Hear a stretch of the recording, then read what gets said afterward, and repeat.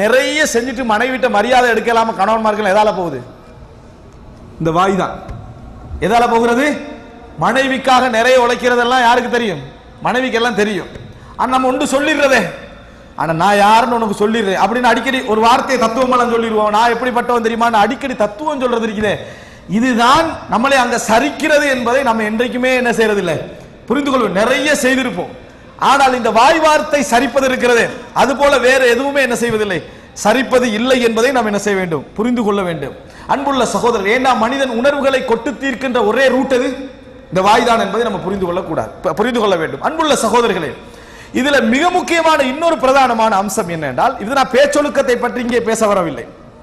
இதிலே முரண்பட்ட நிலைகள் ஏற்படுகிற நேரத்தில் நம்ம அந்த இடத்திலே எப்படி அதை சொல்வது, எப்படி அதை பேசுவது, இந்த நிலை இருக்கிறது, இதை சமாளிப்பதுதான் இங்கே முதாராத் என்கின்ற தலைப்புக்குள்ள என்ன செய்து அது வருவதை பார்க்கிறோம்.